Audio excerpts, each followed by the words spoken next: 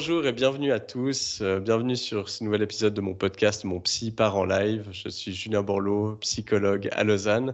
Et puis aujourd'hui, on est de nouveau sur un épisode interview.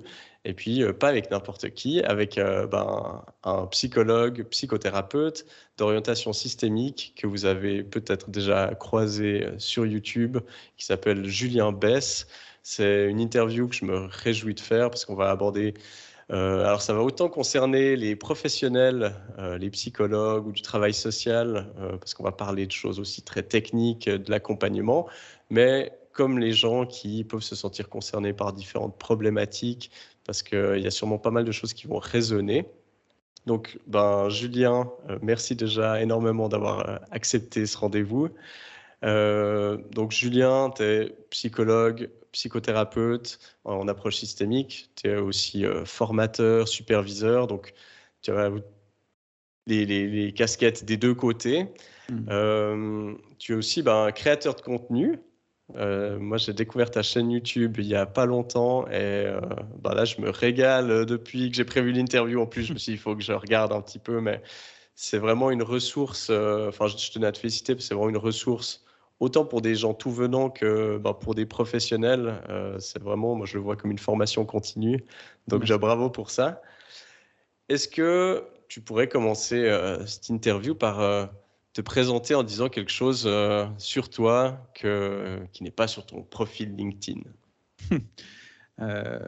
Alors quelque chose sur moi qui ne serait pas habituellement sur les différents réseaux sur mon site internet, ça m'oblige à aller chercher des trucs un peu intimes. Il y a certaines choses que je disais pas forcément auparavant, peut-être que je peux le dire maintenant, parce que c'est un sujet que j'ai pu aborder dans une vidéo notamment que j'ai faite il y a longtemps sur ma chaîne YouTube. C'est peut-être le fait que je suis un gamer. Que j'aime beaucoup l'univers des jeux vidéo. Alors là, depuis, on va dire, 2-3 ans, malheureusement, je trouve plus beaucoup de temps pour pouvoir jouer avec tous les projets que je mène à droite à gauche. Mais en tout cas, ça, c'est quelque chose que pendant très longtemps, je me suis rendu compte que je ne disais pas parce que je me rendais compte que pour une majeure partie des gens que je pouvais côtoyer, en tout cas dans le monde professionnel, c'était quelque chose qui pouvait avoir une réputation un peu sulfureuse, quoi. Si on disait qu'on aimait bien les jeux vidéo, qu'on était un peu gamer, c'est quelque chose qui pouvait presque être un peu délégitimant. Et donc, du coup, je le disais pas. Donc, si tu me demandes là un truc que les gens ne savent pas en général, je suis un gamer qui aime bien les jeux de stratégie, notamment. C'est pas pour rien. Je pense que l'approche qui m'avait parlé en systémique, c'est l'approche stratégique. Oui. Et voilà, je pense que ce serait ça, la chose que je pourrais dire que les gens en général ne savent pas sur moi. Peut-être une autre chose, je suis un passionné de littérature du 19e siècle. Ça, c'est aussi une des choses que les gens ne savent pas en général. Excellent. Et par rapport au gaming, justement, est-ce que c'est quelque chose que tu as introduit un petit peu on parle de gamification, par exemple dans la santé mentale. Est-ce que c'est quelque chose que tu utilises même dans des métaphores ou des choses dans tes accompagnements? Alors assez peu, vraiment assez peu. De temps en temps, il y a des petits moments qui sont sympas comme ça quand j'accompagne des gens et que je vois qu'ils sont surpris de voir que je sais de quoi ils me parlent. Tu vois, parce que le monde du gaming est quand même un monde dans lequel il y a un vocabulaire qui est assez spécial. Et donc, du coup, le fait de simplement en glissant un mot ou deux par-ci par-là, qu'ils voient que je connais, c'est quelque chose qui, en général, favorise la création du lien. Il n'y a pas longtemps encore, j'accompagnais un couple qui ont une petite fille qu'ils ont nommée Aéris. Et Aéris est le nom d'une héroïne de Final Fantasy, d'un jeu vidéo très connu, mais d'un un ancien volet. Hein, c'était le 7, donc je sais pas, ça date des années 90 probablement. C'était un jeu de mon enfance. Et de suite, quand je leur ai dit « Ah, ça vient de Final Fantasy », tout de suite, tu vois, ça crée une connexion. Et donc, du coup, c'est plutôt comme ça que je m'en sers. Après, quand je travaillais en institution, ce qui n'est plus le cas aujourd'hui, depuis peu d'ailleurs, j'ai pu beaucoup œuvrer à ce que le jeu vidéo puisse entrer dans les institutions et d'une manière qui soit pédagogique, qui puisse même presque être thérapeutique. J'avais vu une vidéo, je pense, je ne sais pas si c'était sur le Média Brut ou sur un autre, où il y avait un psy qui était un peu affilié psy gaming et qui utilisait des jeux comme Zelda, Breath of the Wild, ou des jeux comme ça pour presque faire des supports projectifs pour travailler avec ses clients, ses patients. Et donc, du coup, c'était vraiment passionnant. J'ai vu il n'y a pas longtemps aussi qu'il y avait un autre de nos confrères qui est pas mal présent sur LinkedIn et qui, lui, a fait toute sa thèse sur les jeux vidéo. Je me souviens plus son nom là tout de suite. Mais je sais que sur son profil LinkedIn, il y a marqué un truc comme psychologue, psychothérapeute, tauren, chasseur dans World of Warcraft. Un truc comme ça. Donc, ça avait attiré mon attention. Et lui utilise beaucoup les jeux vidéo dans sa pratique. Bah, c'est vrai que tu disais avant qu'il y avait une image un peu péjorative des gens qui jouent aux jeux vidéo. Alors que, il y a de plus en plus aussi d'études qui sortent sur le fait que, non seulement c'est pas délétère, alors bien sûr toute proportion gardée, on est d'accord, mais qu'au contraire ça peut être un vrai outil au niveau de l'attention, au niveau des réflexes, cognitivement ça peut être un super outil. Alors c'est cool que des gens puissent l'intégrer ou que tu l'aies intégré dans des foyers ou dans des institutions. Ouais. C'est vrai que ça me rappelle j'avais fait une séance un peu de rencontre pour éventuellement faire du coaching avec une équipe de e-sport. Et c'était sur League of Legends, je crois. Alors, Ouais, un qui jeu est un auquel j'ai jeu. beaucoup joué aussi. Ok, moi j'y connais rien à ce jeu. Et c'était, en gros, la rencontre c'était sur Discord. Il y avait, je pense, 20 personnes. Et c'était, j'aurais dû enregistrer cette rencontre parce qu'il y avait tellement de termes comme ça qui jaillissaient dans tous les sens. Moi, je m'y retrouvais plus du tout. Alors ça, je les ai pas accompagnés finalement, mais ouais, c'était une belle expérience. Mm. Est-ce que, parce que voilà, on sait ce qu'est la thérapie systémique, mais probablement que la plupart des gens qui nous écoutent ne connaissent pas ce courant. Est-ce que tu pourrais un peu expliquer ce que c'est, d'où ça vient, puis peut-être comment tu en es arrivé aussi à cette approche? Pour l'expliquer simplement, quand tu me poses la question d'où ça vient, je trouve que c'est bien de se rappeler les origines pour comprendre un peu comment est né un mouvement. L'approche systémique, en fait, elle est née dans les années 50 à peu près, dans une petite ville de Californie qui s'appelle Palo Alto. Et dans cette ville, en fait, il y avait tout un groupe de scientifiques, de chercheurs, et notamment un anthropologue qui s'appelait Gregory Bateson, et qui à cette époque reçoit une bourse d'une fondation qui s'appelle la Fondation Rockefeller. Et cette bourse, elle était attribuée pour une étude pour étudier la communication dans les familles dans lesquelles il y avait un membre qui était atteint de schizophrénie. Et à partir de cette bourse-là, il va s'entourer d'un étudiant en communication qui s'appelle Jay Haley, d'un psychiatre, de plusieurs personnes comme ça qui viennent de courants différents. Et ils vont aller étudier les phénomènes de communication. Mais Gregory Bateson, il faut se rappeler qu'il est anthropologue. Donc lui, il ne vient pas à la base de la psychologie, qui était fortement influencée dans les années 50 aux États-Unis par la psychanalyse. Et il va étudier les phénomènes de communication sous un angle différent. Et ce petit groupe vont s'apercevoir de plein de choses qui vont être le démarrage de ce qu'on va appeler plus tard l'école de Palo Alto. Ils vont notamment parler des 5 grands axiomes de la communication. Il est impossible de ne pas communiquer, les différences entre le contenu et la relation quand on est en train de communiquer. On pourra peut-être entrer plus dans les détails. Mais en tout cas, ce qui va être intéressant surtout, c'est qu'ils vont donner une grande importance au contexte. Et ils vont se rendre compte qu'une grande partie de ce qu'on peut interpréter comme étant des symptômes, comme étant des maladies mentales, ne sont en fait que des adaptations à des styles de communication dysfonctionnels ou à des contextes qui peuvent nous mettre en difficulté. Et à partir de ce moment-là, c'est déjà une autre approche de la santé mentale, parce qu'on va voir l'apparition des symptômes comme étant une adaptation, la meilleure manière que la personne ait pu trouver pour s'adapter à un contexte dysfonctionnel. Et ça, c'est quelque chose qui amène vraiment une approche de la complexité, qui tend à prendre en compte les relations complexes qui peuvent exister dans les groupes d'appartenance. Donc si une personne vient se présenter à un thérapeute qui va plutôt avoir cette grille d'analyse systémique, il va tout de suite venir questionner sur ce que diraient les autres du problème qu'il amène. Il va tout de suite venir travailler à la question de quelles sont les ressources, quels sont les liens que cette personne entretient avec son entourage professionnel, familial, amical, etc. Et d'une certaine manière, c'est une approche qui est dépathologisante et non normative. Et c'est ça que je trouve particulièrement intéressant. C'est vrai que à l'origine, c'était plutôt la psychanalyse, comme tu l'as dit, qui est très focalisée sur l'individu, l'intrapsychique. Et c'est vrai que ça vient compléter l'image, et je trouve intéressant, comme tu le dis, de côté dépathologisant, parce que du coup, la problématique, c'est pas je suis malade ou c'est pas vraiment un problème, mais c'est une stratégie. Puis des stratégies, ça permet de réfléchir à quel autre type de stratégie je peux mettre en place. Ça m'amène aussi, on parlait un peu de filiation, d'origine. Moi, je me suis formé au coaching en approche centrée solution, qui est issu aussi de ces courants-là. Je me suis formé à l'hypnose ericksonienne, qui est aussi de l'école Palo Alto. Enfin, il y a eu beaucoup de liens. Ça me ferait plaisir si tu parlais un peu de ça, et puis en fait ce qui nous permettrait de rallier les mondes de la psychothérapie et du coaching, qui ont tendance à être mis diamétralement à l'opposé, même par des psychologues. Est-ce que tu pourrais parler un petit peu de ces filiations et puis de comment le coaching finalement a émergé de ça?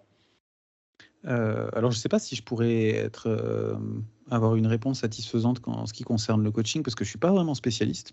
Ok. Mais de ma représentation un peu extérieure, l'impression que j'en ai surtout, c'est que c'est la même finalité, en fait.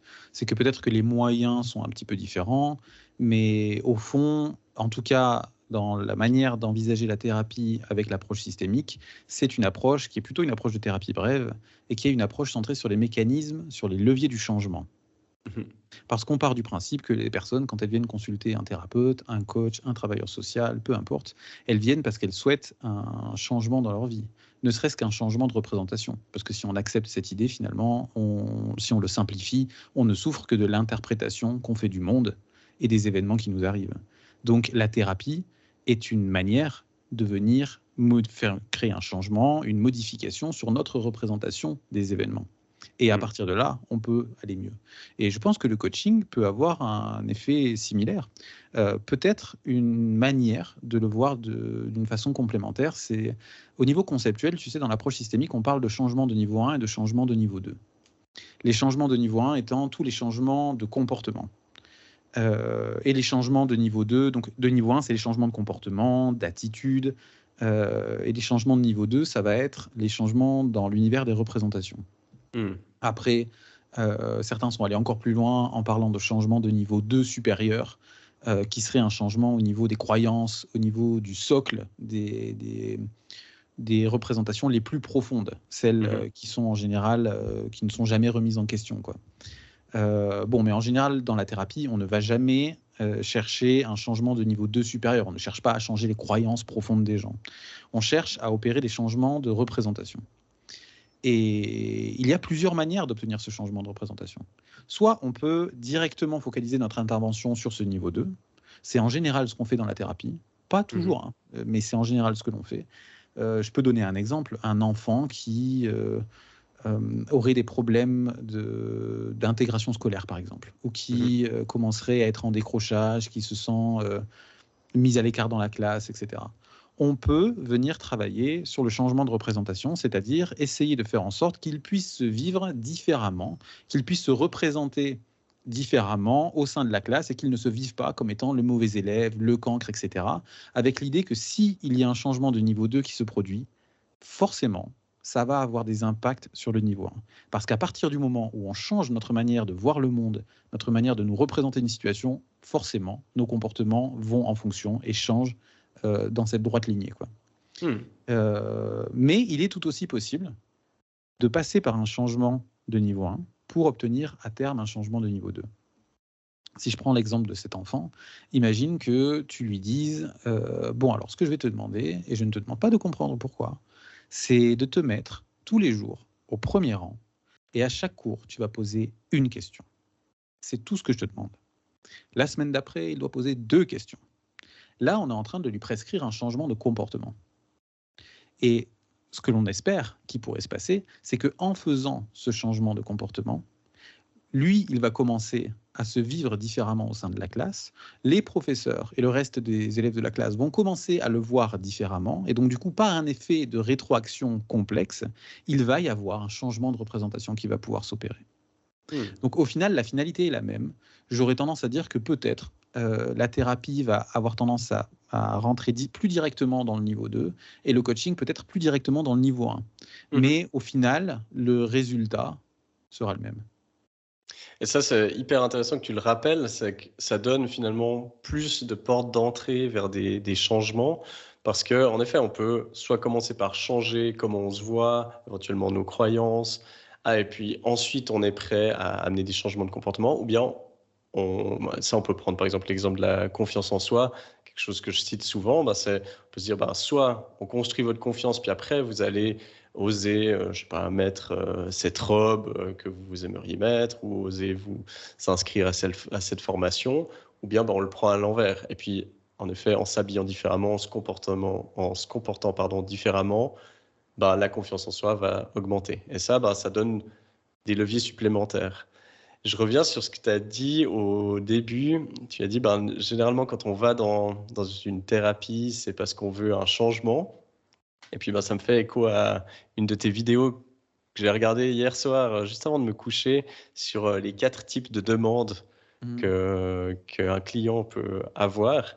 Et puis, où tu expliques très bien que on part du principe, peut-être en tant que psy ou tout venant, que la personne qui vient, elle veut changer, alors que c'est de loin pas toujours le cas. Oui. Puis ça, c'est peut-être un truc où dans le coaching, c'est peut-être une faille, alors qui n'est pas due au coaching en soi, mais peut-être aux personnes qui le pratiquent, de trop partir du principe que justement les gens sont là et ils sont là pour changer, puis ils sont prêts à le faire. Et du coup, on part vite dans des choses des actions concrètes, en travaillant peut-être des fois moins sur cette analyse de la demande. Et j'ai trouvé super intéressant cette vidéo où tu l'explicites. Et tu veux que je rebondisse là-dessus ou tu veux aller enchaîner?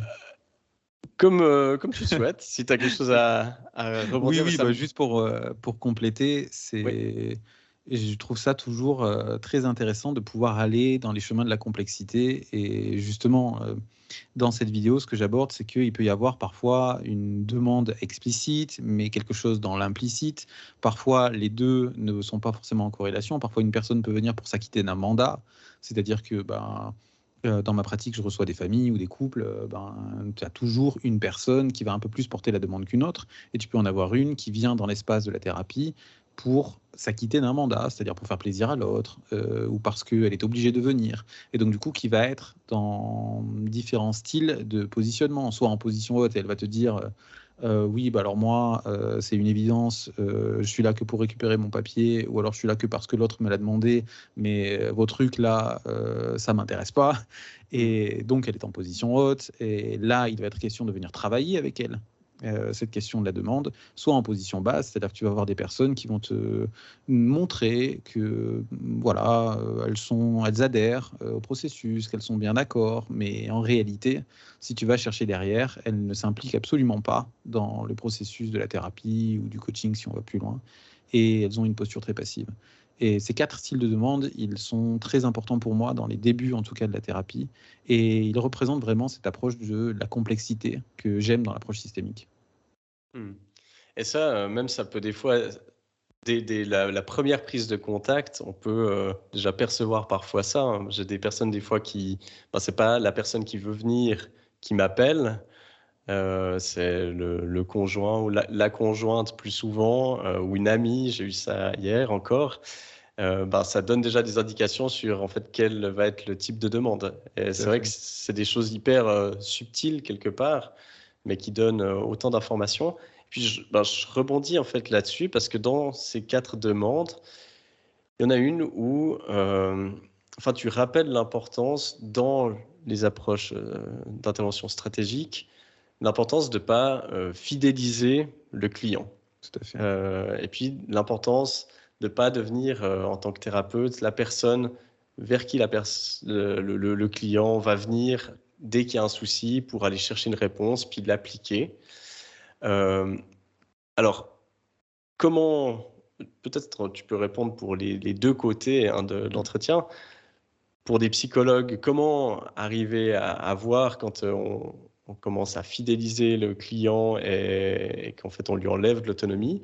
Et puis du côté du client aussi, comment arriver à voir que là je suis dans une posture un peu de dépendance quelque part? Oui, ça c'est un truc qu'on observe souvent quand les gens arrivent dans des formes de délégation notamment. C'est-à-dire qu'ils commencent à venir et ils commencent à développer une forme de dépendance dans le sens, peut-être qu'il faut le qualifier, parce que c'est pas la dépendance comme on peut l'entendre habituellement, mais c'est plus dans l'idée qu'on se rend indispensable à l'équilibre du système client. Ça c'est le jargon de l'approche systémique, donc de la personne qui vient, du couple, de la famille, etc. C'est-à-dire que ça commence à fonctionner tant qu'on est là, mais à partir du moment où on sort de l'équation, tout commence à se casser la gueule à nouveau. Mhm. Et une des manières qu'on va avoir de travailler dans l'approche systémique, c'est de tout le temps travailler à partir des ressources des personnes, de travailler à partir de leur patrimoine, de leurs habiletés, de venir être des activateurs de compétences, des révélateurs de ressources. On va venir tout le temps insister sur ce qu'ils savent faire. On va tout le temps venir essayer de mettre en lumière, de développer des habiletés, des compétences, et ensuite qu'ils puissent, eux, se débrouiller sans nous. Donc en fait, on vérifie ça à chaque étape du processus, et on travaille toujours avec l'idée que la thérapie a une fin. Mhm. Et qu'on n'est pas là pour accompagner les gens tout au long de leur vie, quoi. Et ça, Mhm. c'est quelque chose qui est un postulat, parce qu'il y a d'autres approches thérapeutiques qui ne voient pas forcément les choses comme ça et qui peuvent considérer qu'on peut rester toute sa vie en thérapie parce que la thérapie est un chemin d'introspection. Mhm. Et ça, c'est tout à fait OK. Mais de mon point de vue, il faut que les choses soient relativement explicites.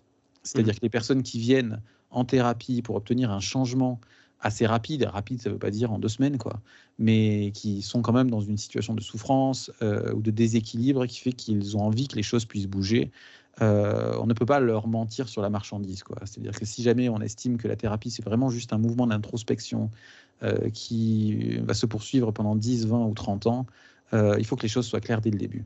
Et Mhm. si on est dans un mouvement plutôt thérapie brève, dans lequel on va travailler à s'extraire de la situation le plus rapidement possible, je pense qu'il faut que ce soit aussi clair dès le début. Et c'est là où, ben, alors ça, je le souligne souvent. Alors, tu diras, je prêche pour ma paroisse, mais je trouve que c'est là toute l'importance d'être des psychologues et de créer du contenu sur YouTube, sur les réseaux sociaux, parce qu'il y a un cruel manque en fait de connaissances dans la population générale des différents types d'approches. Et c'est ça que je trouve. Alors, sur ta chaîne, tu parles vraiment en long, en large de l'approche systémique, Mm. mais ça va aider aussi les gens qui te contactent à pas faire fausse route parce que ben, il y a des personnes qui auraient peut-être besoin justement d'une approche plus psychanalytique où c'est beaucoup plus régulier, beaucoup plus long et où peut-être elles sont moins dans une approche de changement drastique, rapide. Et ben, si on connaît rien, et on peut pas en vouloir à la population de pas connaître ces approches, mais ben, ça crée aussi des déceptions, des frustrations des deux côtés parce que nous, on est plus là dans, OK, ben, on veut du changement, c'est bref, ou en tout cas limité, alors que la personne peut-être est pas là pour ça. Donc, je trouve top que, ben, que tu contribues aussi à ce côté-là. Je te rejoins tout à fait là-dedans. Tu fais exactement la même chose, mais je considère comme toi qu'on a une responsabilité, en fait, en Mmh. tant que psychologue, en tant que thérapeute, de parler de nos métiers. Parce que une des raisons pour lesquelles les gens ne savent pas très bien, ou que dans la population générale, on ne comprend pas très bien quelles sont les différentes approches ou quel type de professionnel on peut aller voir, c'est parce qu'il y a pu y avoir quand même une zone très sombre, assez obscure, et que si nous, on va pas parler de nos métiers, on vient pas parler de ce qu'on fait, et surtout qu'on ne se rend pas accessible Mmh. aux gens, c'est-à-dire qu'on parle avec un langage, avec un jargon. On parlait au début du podcast du gaming, et ben c'est un peu la même chose dans notre milieu de psy, hein. Mmh. On peut très facilement jargonner et Mmh. parler d'une manière qui fait qu'on est incompréhensible au commun des mortels, et que ça peut donner aux gens l'impression qu'on est très intelligent, qu'on a compris les choses sur l'univers et sur les mécanismes du fonctionnement humain, mais qui sont faux en plus, et qui ne servent qu'à alimenter le narcissisme des thérapeutes, quoi. Mmh. Et on a tout à gagner à justement venir rendre les concepts, les approches accessibles au plus Mmh. grand nombre. Et ça, je te rejoins complètement là-dedans. Je pense qu'on est dans la même ligne de conduite tous les deux. C'est de notre responsabilité. Oui, puis je pense que ça fait partie de l'autonomisation aussi de la personne parce que, ben, ça lui donne des outils de compréhension. Alors ça on n'est pas en train de former la personne à être, un psychologue, 2.0, mais par contre, ça lui donne des outils de compréhension dont elle peut un peu se servir par la suite. Mm. Et à nouveau, alors ça je le répète souvent, mais je pense que ça augmente aussi la qualité de nos interventions, parce que les gens qui viennent, par exemple, qui t'ont découvert sur YouTube, qui ont déjà regardé 15 vidéos, ils savent exactement à quoi tu ressembles, quel est le ton de ta voix, ton approche, comment tu vois l'accompagnement. Et puis quand ils arrivent, toi tu les connais pas, mais eux, ils ont déjà quelque part une histoire avec toi. Puis au niveau de l'alliance thérapeutique, ça c'est... En fait, tu gagnes, je pense, un nombre de séances incroyable. Et surtout une sélection de ton public quelque part qui va vraiment arriver au bon endroit. Ouais. Tu parlais aussi, je reviens à cette vidéo sur les demandes parce qu'elle m'a pas mal interpellé par rapport justement aux demandes de mandat. Il y a souvent aussi, et ça pas mal dans le contexte familial, un peu ce qu'on appelle le patient désigné. Typiquement des parents qui envoient leur ado en thérapie parce que ça m'est arrivé d'avoir des gens qui me disent il faut que vous me répariez mon fils. Et puis lui a pas du tout envie d'être là, et souvent le problème se situe pas forcément chez lui mais dans le système plus global.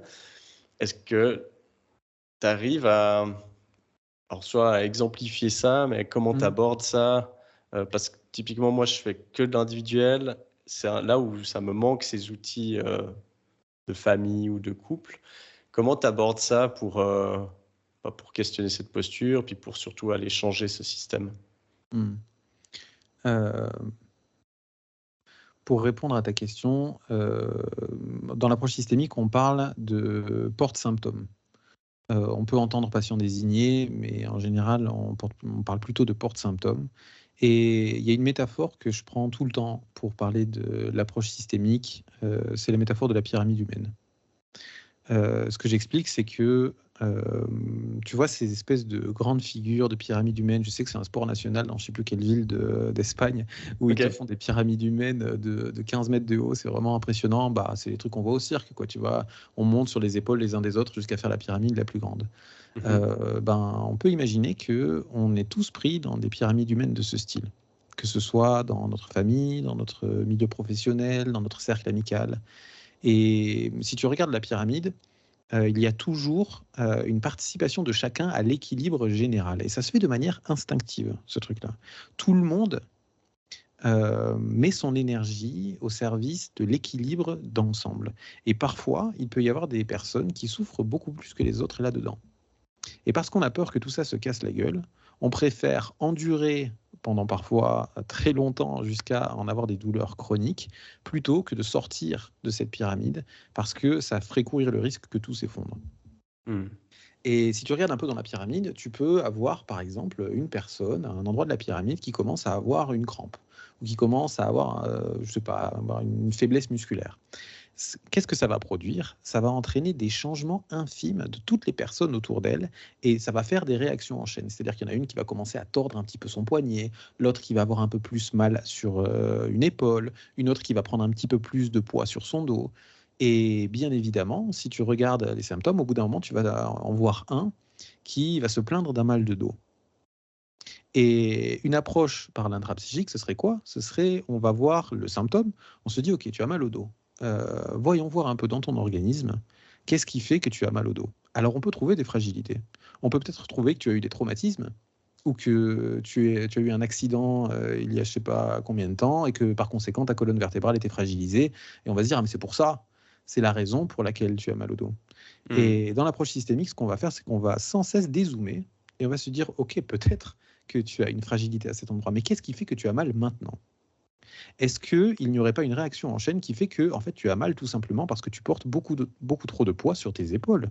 Et que si on note un petit peu de ce poids-là, tu n'auras plus mal au dos, et on n'aura pas besoin d'aller te filer des cachets, on n'aura pas besoin de te traiter toi en tant que personne qui présente un symptôme, parce que simplement on aura vu l'ensemble et on aura fait en sorte que l'équilibre soit un petit peu différent.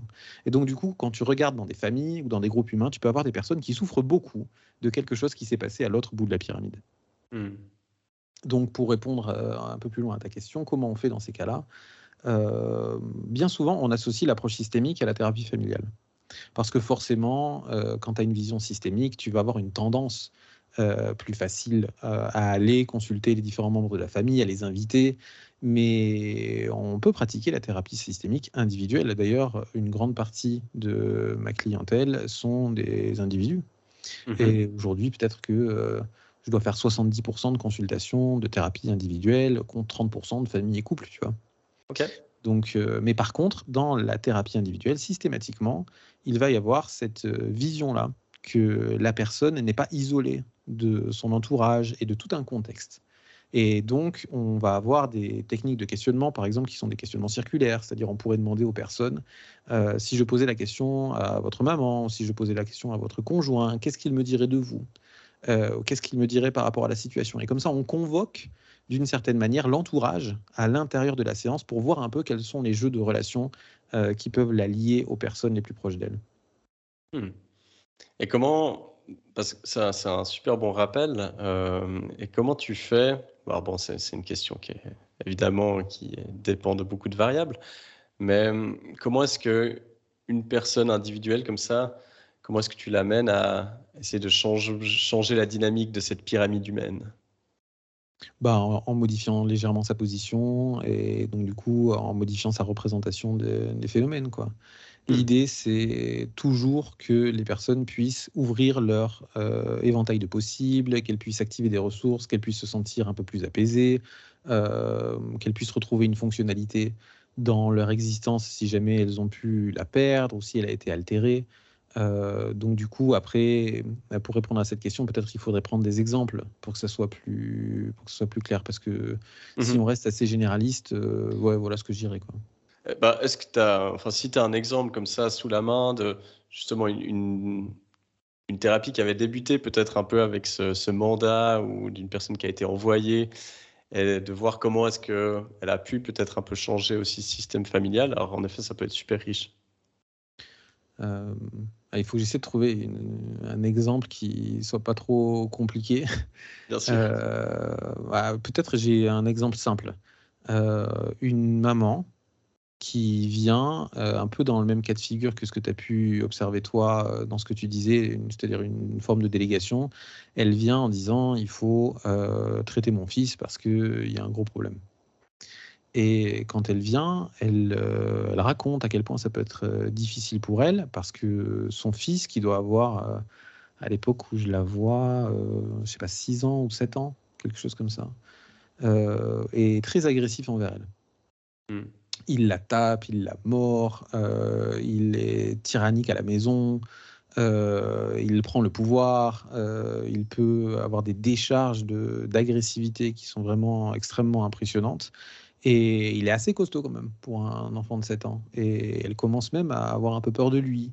Et ça commence à devenir quelque chose d'extrêmement compliqué. Et surtout, ce qui est le plus difficile pour elle, c'est qu'elle dit « Mon enfant ne m'aime pas. Et il me déteste. Et je ne sais pas pourquoi. Et c'est affreux, quoi. » Et donc, du coup, elle se dit « Il y a probablement un problème. Et par conséquent, voilà pourquoi je vous l'amène, quoi. Voilà pourquoi je l'amène ici. » Et donc du coup, une des manières de faire, ça pourrait être de recevoir cet enfant et puis d'essayer de voir un petit peu comment est-ce qu'il fonctionne, où peuvent être les symptômes ou les difficultés. C'est ce qu'on apprend à faire en général à l'université et dans plein de formations. En tout cas, moi, c'est ce que j'avais appris. Et quand j'ai commencé à travailler en institution, j'ai appris à faire quoi? À faire des bilans, à essayer de comprendre le fonctionnement et dans une approche qui est quand même assez pathologisante. D'ailleurs, à l'université, on fait 5 ans de psychopathologie. Ouais. Donc forcément, peut-être même plus en Suisse. Non, c'est la même chose, ouais. C'est pareil. Et donc, forcément, notre regard, il est conditionné par quoi? Par les dysfonctionnements, par les problèmes. Et on se sent jamais aussi compétent quand on commence, que quand on trouve le dysfonctionnement ou l'origine du problème. Ou quand on dit là, il y a un truc là, il y a un trouble du spectre autistique, là, il y a un trouble des fonctions exécutives, il y a un déficit de théorie de l'esprit, peu importe, tu vois, quand on trouve ce truc-là. Je pense que ça aide pas beaucoup les gens. Et je préfère justement cette approche qui est plus dans ce que Aaron Antonovsky appellerait la salutogénèse, c'est-à-dire plutôt que de faire la pathogénèse, donc de voir quelle est l'origine des troubles ou des maladies, voir un petit peu qu'est-ce qui fait que les gens vont mieux. Ou qu'est-ce qui peut permettre à ce que les gens puissent activer des ressources, qu'ils puissent se sentir plus apaisés, plus sereins, etc. Et ça, c'est quelque chose qui a pu conditionner un petit peu mon approche avec cette famille-là. Et ce que j'ai fait, par exemple, à ce moment-là, c'est j'ai essayé d'utiliser une technique qu'on appelle en systémique de recadrage. Alors ça n'a rien à voir avec le recadrage tel qu'on peut en parler dans l'éducation. C'est pas on va recadrer les gens dans le sens les mettre dans le cadre, quoi. Mhm. Mais c'est une technique qui consiste à requalifier un événement dans une catégorie logique différente dans laquelle le problème n'est plus un problème. Mhm. En général, l'image que je prends tout le temps, c'est je dessine, là les gens ne le verront pas parce que c'est un format audio, mais je vais dessiner un gros sac de nœuds, tu sais, sur une feuille. Et puis, je vais dire, voilà, ça c'est le problème, quoi. Donc, on peut passer une éternité à venir démêler la pelote de laine, d'essayer de voir de manière exhaustive qu'est-ce qui fait qu'elle s'est emmêlée de cette manière-là. Ou alors, ce qu'on peut faire, et là, je commence à dessiner des jolis pétales autour de ce noyau et à faire une fleur. Ou alors, on peut requalifier l'événement dans un ensemble plus grand, dans une catégorie logique supérieure, dans laquelle le problème n'est plus un problème. Et à partir du moment où on voit ça, finalement, quand on regarde l'ensemble, on voit une jolie fleur et on voit plus un sac de problèmes.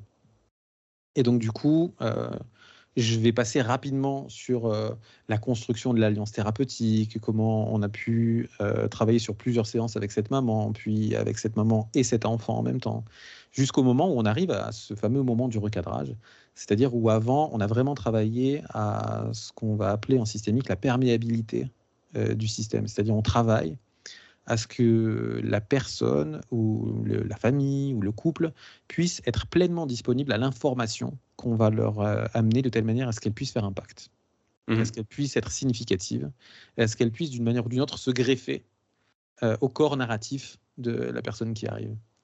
Et ce que j'ai pu lui dire à cet moment, à un moment donné, en conclusion d'un entretien, c'était que je ne sais pas si elle est au courant, mais en général, les enfants qui sont insécures, qui ne se sentent pas aimés, sont des enfants qui vont tout le temps se tenir à carreau, qui ne vont pas avoir un mot plus haut que l'autre, parce qu'ils ont tout le temps peur que leurs parents de référence les abandonnent.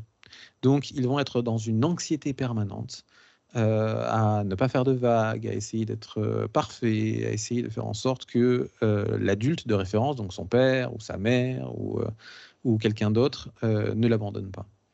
Et elle a tellement sécurisé son fils, il est tellement sûr de l'amour qu'elle lui porte, qu'au fond de lui-même, il sait que même s'il la tape, même s'il vient décharger toutes ses émotions sur elle, elle ne va pas l'abandonner.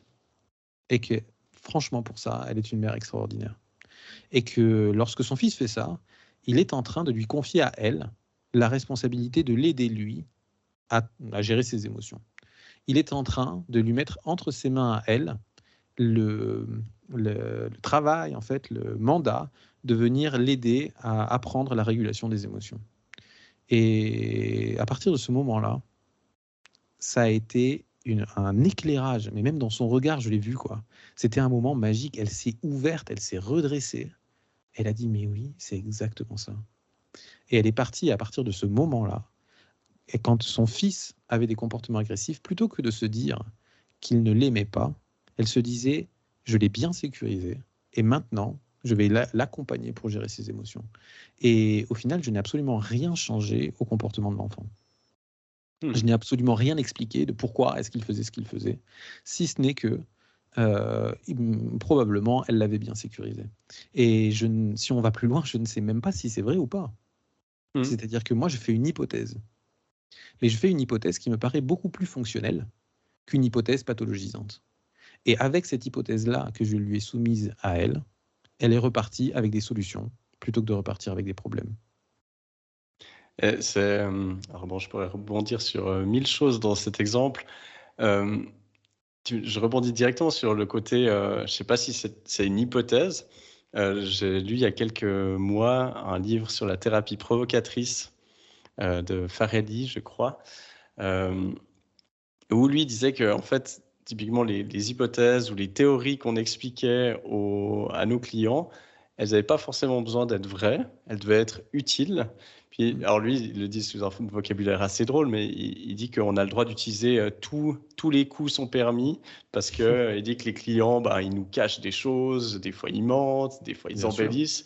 Et il dit, en tant que thérapeute, il ne faut pas hésiter à faire de même tant que c'est utile. Et puis lui, il donne des exemples où il invente complètement des statistiques, des études, mais dans l'optique de faire changer de vision à ses clients.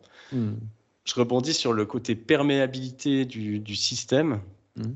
Et ça me fait écho aussi à, je pense, une grande frustration de psychologues parce que ça arrive souvent, ça arrive qu'il y a des choses qu'on discute pendant des semaines, peut-être des mois, des messages qu'on essaie de transmettre, et puis on voit que ça prend pas, puis tout d'un coup, la personne arrive, puis lui dit « Ah, j'ai vu cette vidéo YouTube l'autre jour, et puis où il expliquait que c'était important d'être dans le moment présent, ça a changé ma vie. » Puis nous, on se dit « Mais purée, ça fait 5 mois que je lui répète ça, et puis c'est avec YouTube que ça marche. » Et je pense que c'est important de prendre soin justement d'évaluer, ok, mais est-ce que la personne, le message, bien sûr, il est juste, mais est-ce que la personne, elle est suffisamment perméable à ça pour que ça puisse pénétrer? Tout à fait. Je vois que l'heure tourne. J'aurais envie de te questionner aussi un tout petit peu sur toi. Moi, je trouve vraiment important en tant que thérapeute, déjà d'appliquer aussi à soi ce qu'on prône, ce qu'on explique, et puis de prendre soin de notre propre équilibre, que ce soit physique ou mental. Ça m'intéresserait de savoir un peu toi si tu as des routines, des habitudes, des choses que tu fais justement pour prendre soin de ta santé globale. C'est une bonne question. Probablement oui, j'ai des routines, ce que j'appelle moi des rituels simples. Par exemple, ça va être vraiment très important pour moi de lire avant de dormir, quoi. Ou en tout cas d'avoir une petite quantité de lecture quotidienne, même si c'est 2 pages, quoi. Même si c'est vraiment pas grand-chose, mais de tout le temps nourrir mon esprit avec de la lecture. C'est pas forcément d'ailleurs des lectures théoriques, hein. C'est comme je te le disais au début du podcast, j'adore la littérature 19e et je trouve là-dedans un réservoir de poésie absolument incroyable. Donc je pense que ça, c'est une des manières que je peux avoir de prendre soin de moi. Après, je pense que je suis assez épicurien. J'aime les plaisirs simples de la vie, quoi. Donc, prendre le temps de, je sais pas moi, bien manger, passer un bon moment, prendre un bain avec des bougies et puis un peu de musique, ce genre de petits moments que je vais pas forcément faire quotidiennement, mais que je suis assez précautionneux, pardon, à pouvoir disséminer au fil de ma semaine pour avoir des moments que je me réserve rien que pour moi, quoi. Donc après, c'est toute une hygiène sociale, c'est-à-dire prendre soin des relations qu'on peut avoir autour de nous, que ce soit les relations professionnelles, amicales, familiales, etc. Voilà, peut-être ce qui me viendrait spontanément par rapport à ta question. Ouais, je trouve top comme réponse parce que ça rappelle justement l'importance des petites choses où là, on est un peu dans une époque où le développement personnel a pris un énorme essor, c'est très à la mode, un peu avec il y avait ce livre que j'ai pas lu d'ailleurs, mais qui s'appelle Miracle Morning, où voilà, faut se lever à, je sais pas, 4 ou 5 heures du matin, et puis enchaîner alors, du sport, du journaling, de la méditation, de la visualisation. Et des fois, ça peut mettre une grosse pression sur, en fait, mais il faut que je prenne 5 heures de ma journée pour prendre soin de moi. Et, je trouve cool de rappeler que ça peut passer par des tout petites choses, aussi très personnalisées. D'ailleurs, je vois... Dis-moi. Vas-y, dis-moi. Je vois l'amour de la lecture, si je regarde derrière toi. Tu vois derrière moi, Les éditions de la Pléiade. C'est ça, ça c'est mon fétichisme à moi, quoi. Tu vois, j'adore l'objet livre.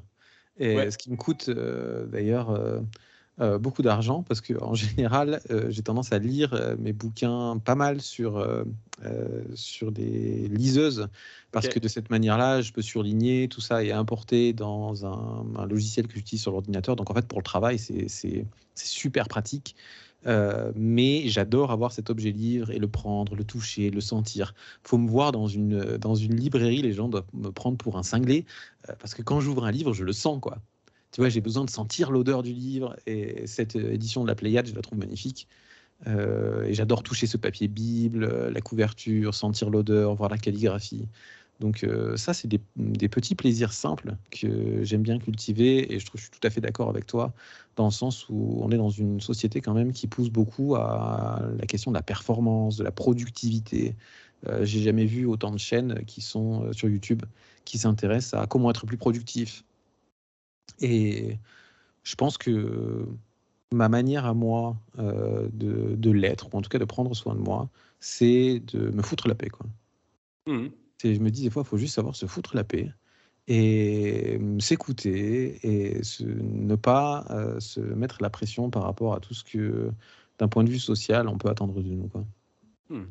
Et ben, je parlais de la méditation, ben, ce que tu décris, parce qu'à nouveau, on a cette vision de la méditation comme voilà, je dois me mettre en tailleur et puis faire des exercices complexes, mais ce que tu décris par rapport au livre, ben, on est en plein dans de la méditation finalement du quotidien Mm. où ben, c'est pas juste je vais lire, c'est je prends le temps, je touche la matière de la couverture, des pages, l'encre, l'odeur, et donc ça vient vraiment, en fait, on voit qu'il y a plusieurs niveaux aussi. C'est pas seulement des activités qu'on fait, mais on peut prendre un bouquin et puis juste le feuilleter rapidement, ou bien on peut vraiment profiter de toutes les sensations qui sont dedans. Mm. Donc je trouve que c'est un super exemple.